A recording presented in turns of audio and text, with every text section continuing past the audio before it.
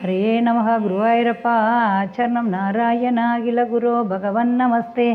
सर्वत्र गोविन्दनाम सङ्कीर्तनं गोविन्दा गोविन्दा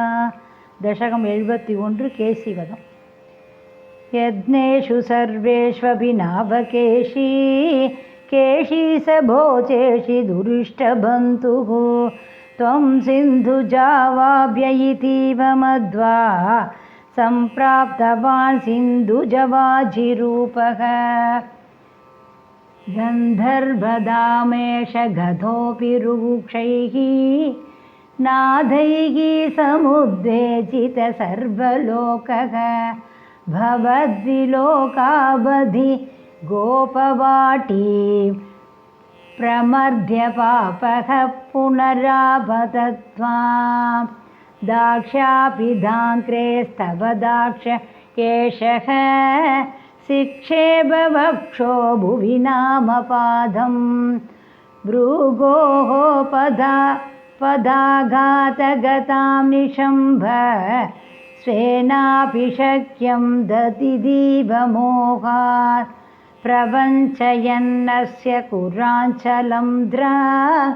अमुञ्च शिक्षेपितदूरदूरं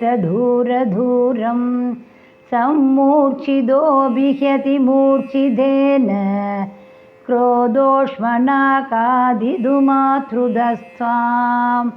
त्वं वागदण्डे हृतदिशबाहा दण्डं यदास्तस्य मुखे तदानीं त्वद्वृद्धिरुत्तश्वसनो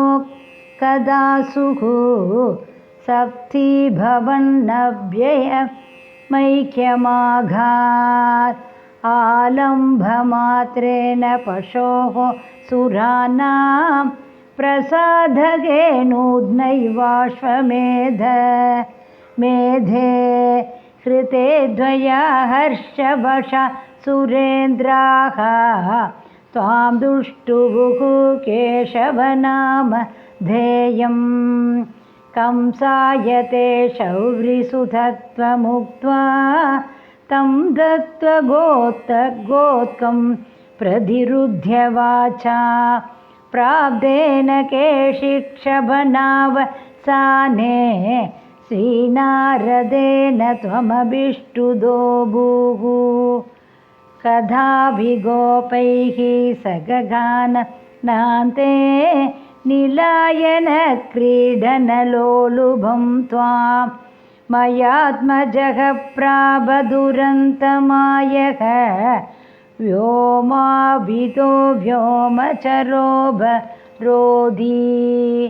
सचोरबालायितवल्लभेषु चोरायितो गोपशिशून् पशूंश्च गुहासु हृत्वापि ददेशिलाभिः द्वया च बुद्ध्वा परिमद्दितोऽभूत् एवं विधैश्चाद्भुत केलिभेदैः आनन्दमूर्च्छा मधुलां व्रजस्य पदे पदे नूदनयन् सीमं परात्मरूपिन् भवनेश पायाः हरे नमः गुरुवायूरप्पा चरणं नारायणाखिलगुरो भगवन्नमस्ते सर्वत्र गोविन्दनाम सङ्कीर्तनं गोविन्दा गोविन्दा।